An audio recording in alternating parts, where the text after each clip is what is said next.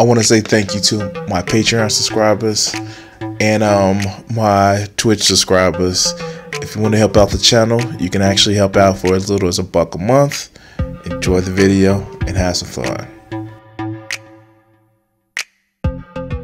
Only 40% of you are subscribed. Fix that. Okay, so I admit that ooh, check it out. The only time I really enjoyed hearing Kermit the Frog talk, or someone who approximately sounds like Kermit the Frog, is watching Devil Artemis. This is when him with Perfect Cell and Kermit the Frog, they have crazy adventures in the DA universe. But I don't like this fucker. And I know I just recently did a video with him and Ben Shapiro, and it's just, oh God. He makes me want to rip out my eardrums and smack myself with them. I don't know where that came from, but yeah, fuck Jordan Peterson. But remember, he's a professor of psychology that's going to tell us about why Africa is not poor because of colonization. This motherfucker's a Nazi. He's just a fucking Nazi. And like, let's just face it. He just does shit that just is just horrible. If you haven't watched it, watch the Some More News brief talk about Jordan Peterson. He's just a Nazi. He's just a fucking Nazi.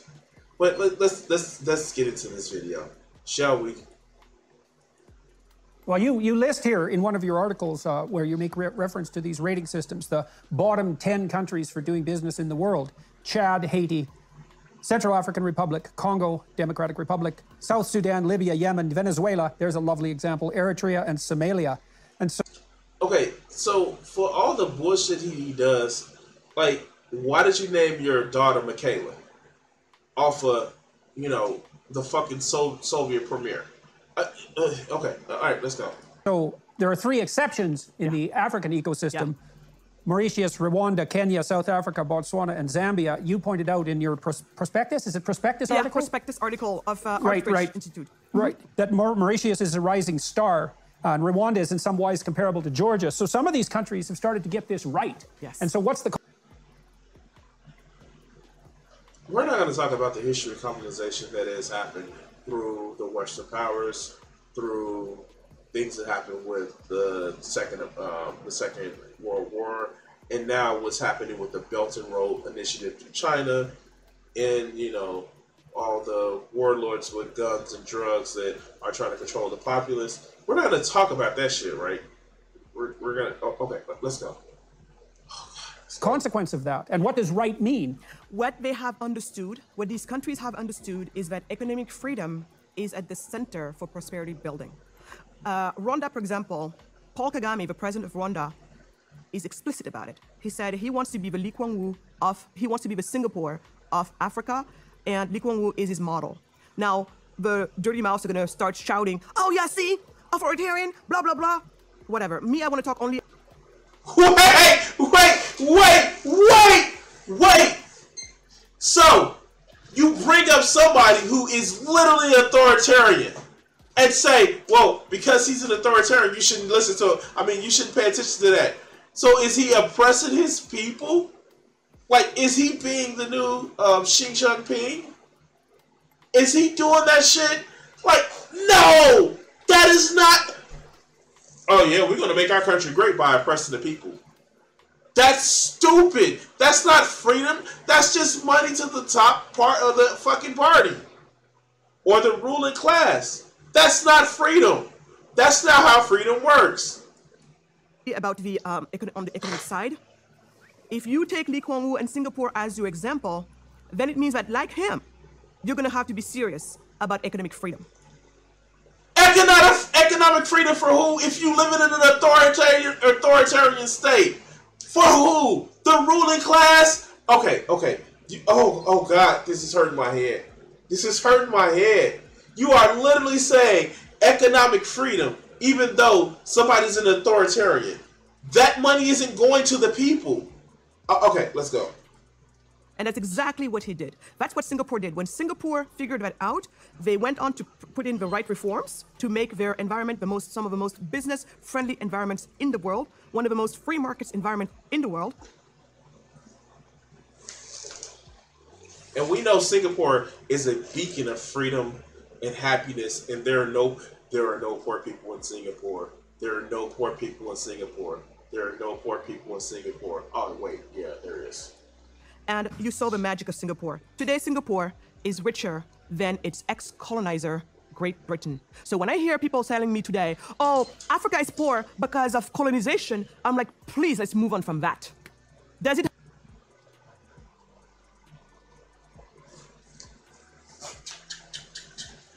Hey, guys, here, come pick. Oh, I'm sorry. Have maybe a tiny percentage in where we are today? Maybe, and I don't know. But I know it's not the cause, because if it were, many countless countries have been colonized before. And by the way, colonizing one another is humanity's history. It just happened.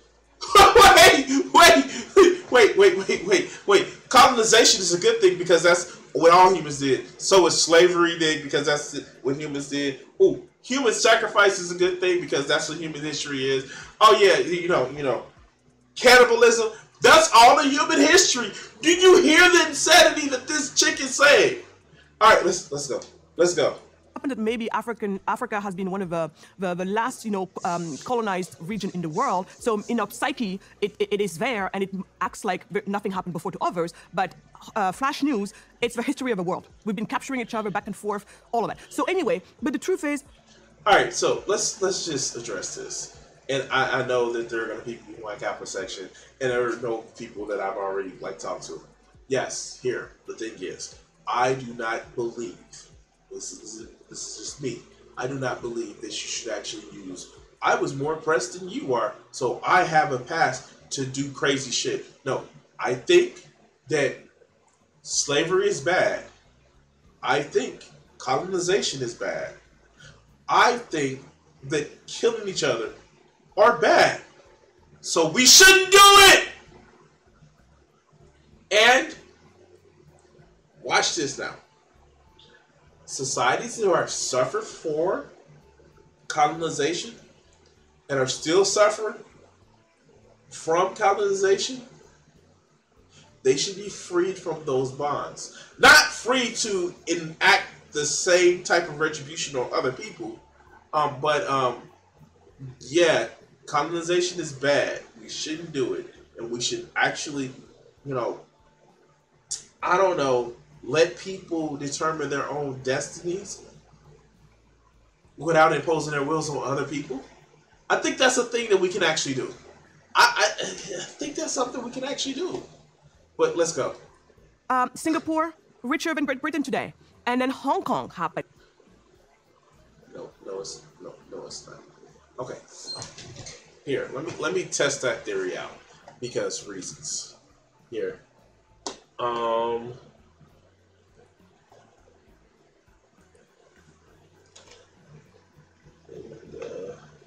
For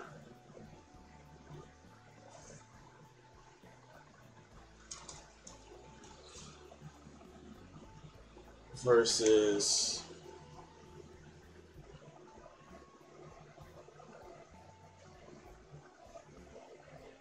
Great Britain GDP.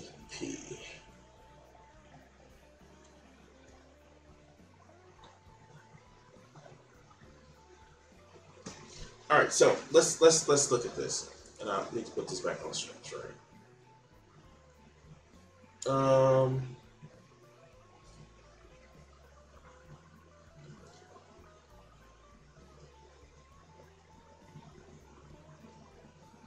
Here, let's choose this one.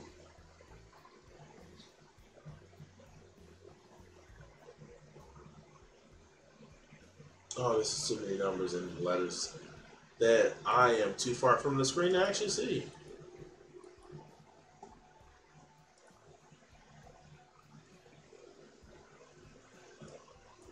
So, if we're looking at GDP,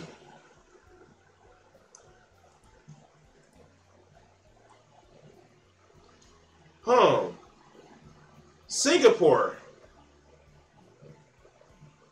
Annual GDP for 2021. 396 million.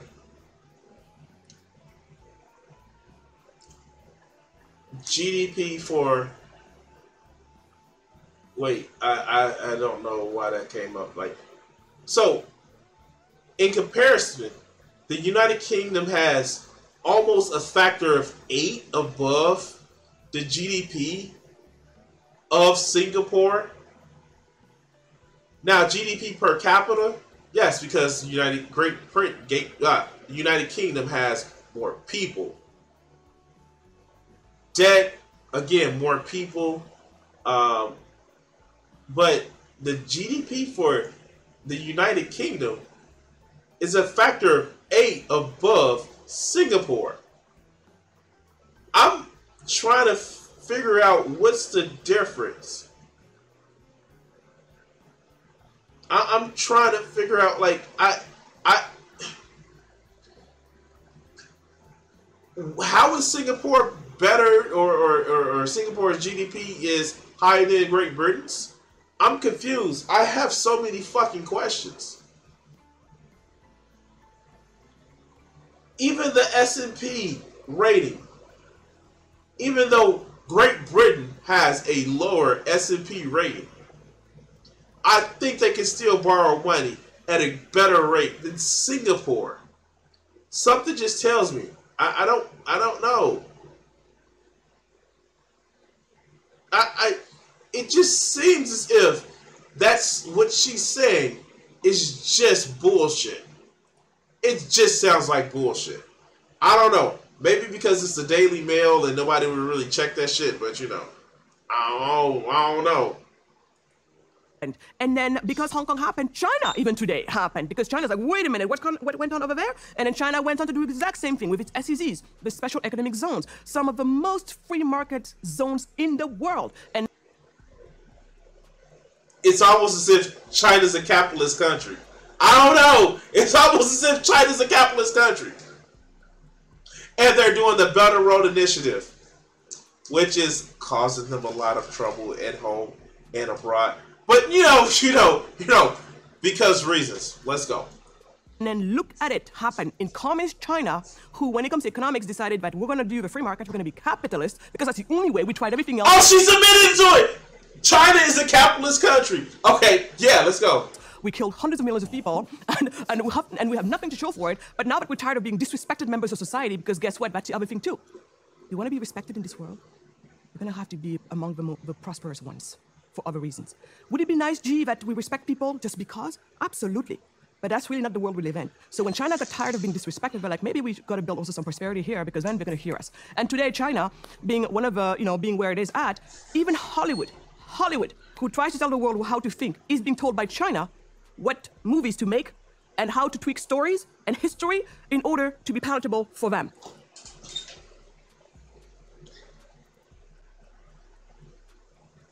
Is it because of profit motive?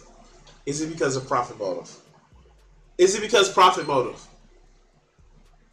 And oh yeah, Xi Jinping is a fucking authoritarian. But of course, Jordan Peterson is gonna love authoritarians because he's an authoritarian. But let's go. You see the power that comes with being prosperous. The consumer price index has reached yet another 40-year high, and the latest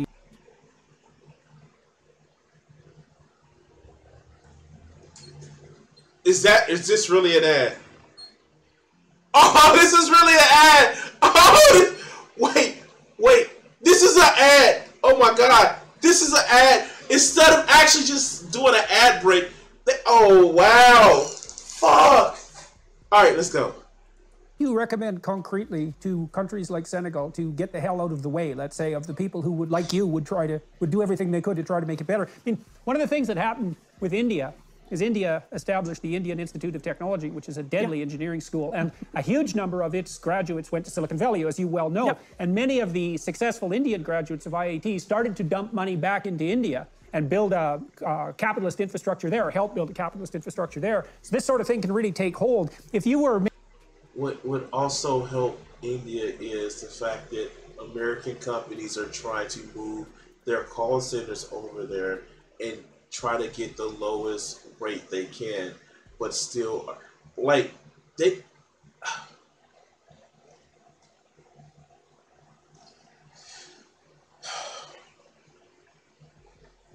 Sure, okay, Jordan. Okay, Jordan. Like, as dumb as that sounds, that there are also people who don't move their money back to India. Like,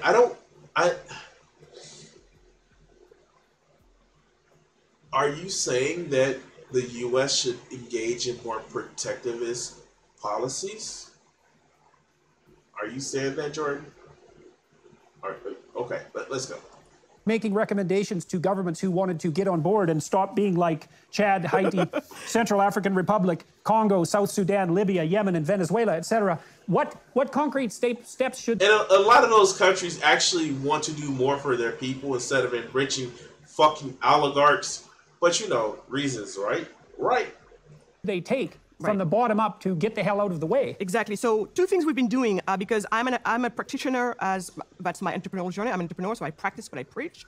But I also preach. I preach for free markets. And so when it comes to that, I'm one of the hats that I wear is as the director for the African Center for Prosperity of the Atlas Network, the largest organization in the world of free market think tanks around the world. And so what we do there is we... Oh, great. A fucking think tank of capitalist motherfuckers who think to screw over the local people in order to make money. Sure, we need more of those. I can't, man. I can't. If somebody asks me today to be head over some free market motherfucking body, first I'm like, can I change it to something with strict controls? If they say no, say fuck them. If I say keep going on my day, I don't care how much money they will offer me. I will purposely, if I ever got rich, I would use that money to facilitate making sure that I can destroy other motherfucking rich people to give back to the people that they've taken that money from. Every single dime that I can spare. And I don't mean that as a euphemism, like after I get my... Like, no, I will buy the shit that I need to, make sure that I have a decent home, not something too big, something that would have a YouTube studio. I would buy a car that I would pay completely out for, you know, and probably just pay off the shit that I got now, make sure it's faithfully working. But I will use every spare dime I can to advocate to help those who don't have it like I do. But fuckers like this, no, we need the status symbol. Work on reforms around the world to take down barriers of entry for local entrepreneurs. So that's one. Barriers of entry. In other words, rules and regulations. That's what it is. When they say barriers to entry for entrepreneurs, they means rules and regulations. So you like having clean tap water, then fuck you, because it's a rule and regulation to make sure your tap water is drinkable. That's a rule. That's a barrier. But let's go. But as we all know, that's a great initiative to take, and we've been making some really good advances in many countries, especially in Ghana. We've been making a lot of progress with our partners there, Imani. But that is piecemeal legislation. It takes forever. It is hard as heck, and by the time you made a gain here, you made 20 losses over there, and it's a continuous problem. But until we get better, we got to continue at it. So, what are the losses? Please tell me, what are the losses? What is the losses that these people are facing? What are the losses? Please tell me those losses. Is it that you have to make sure that you have clean drinking water for people? You can't poison the drinking water. You can't poison the soil. What are those heinous rules that's stopping you from being an entrepreneur? What the country has to act, the country has partially nationalized some of their resources, so you have to pay the people when you extract them. You have to do a minimum wage. You have to have worker protections. You have to have worker guaranteed rights. What are those rules and regulations?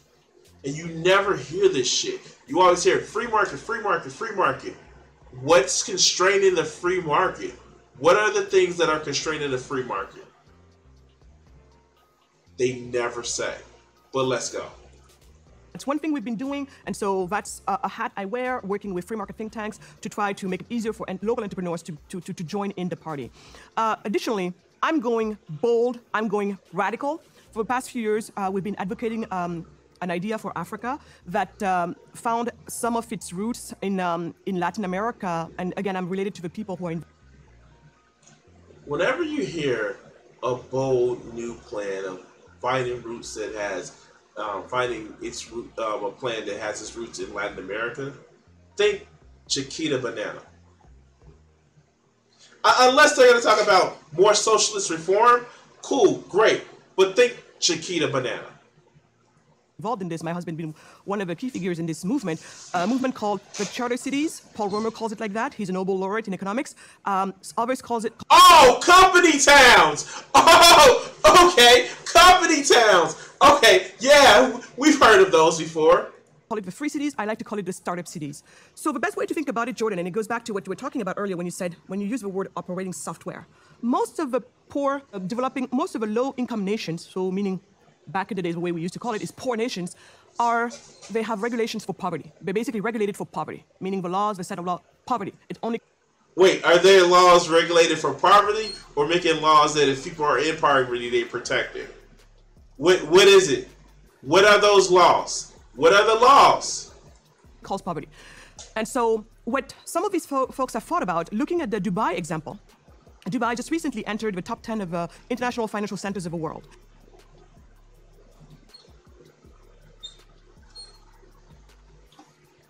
I'm just going to drop this right here. If you actually want to actually see it, if you want to learn about Dubai, here, let's do this.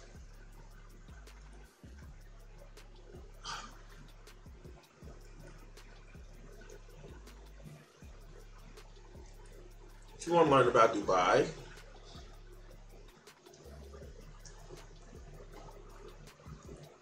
World War II.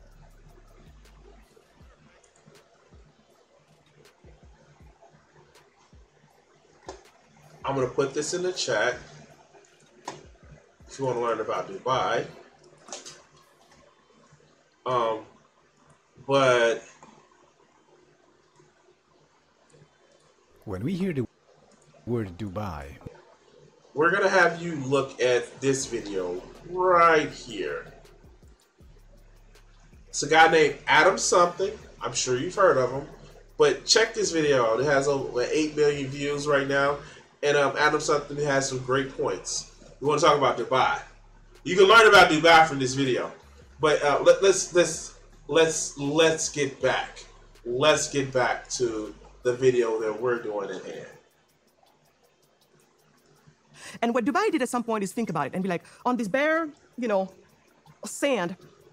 plot of sand that's technically worth nothing right now as is, this 110 acres of land, sand everywhere. They're like, well, maybe Sharia law is not the best for business. We got to think about better. But they still do have Sharia law. And they live in the workforce that takes care of the buildings are immigrants that cannot leave back to their home countries. Set of laws for business. We're talking only about business, not family law, not anything else but business. And they decided, okay, there's got to be something better. And so they looked around, and it actually went, to take one of the terms you used earlier, they're starting to realize, common law is actually a better way for business, specifically British common law. So at that point, and I'm over... Anything that will allow us to exploit our workers, yeah. Simplifying here because otherwise we can totally geek out on it. Remember, this is like one of my latest things that I've been involved in, but latest, it's been the past 10 years, and I'm going to share with you a win. So Dubai is like, we have to adopt British, common law, primarily British common law. We're going to hire retired British common law judges to come and educate the law here, train our own people, and that, along with many other reforms, to also become a top center when it comes to and in the free market when it comes to the finances. Dubai. Yeah, well, that British common law system. So it's very, very interesting theologically and metaphysically. So it's predicated on... Why does he have to bring in any religion at all? God! Okay, I'm done with Jordan Peterson. I'm done with it. I'm just done. This shit makes no sense. They are literally saying, let's exploit the workers and the poor and fuck them all just so we can get our business. Because reasons. I don't know what else to say, guys. Like, this shit right here is just hilariously, cartoonishly evil. It's cartoonishly evil. Because all it says is this. Fuck everybody else. Fuck you, pay me type shit. And I don't know what else to say. Like, it's just cartoonishly evil. So, yeah. Anyway, guys, like, share, subscribe, all that other good shit. Please, I'm trying to make 800 by the end of this month. If you can help me out by sharing my videos, we're up to, at last count, I think it was 738. If we can get to 800 by the end of the month, that would be great. Share out the videos from YouTube or Facebook, Twitch, Twitter. I don't give a fuck. Just share my videos and help the channel grow. We're going to cut the section right here.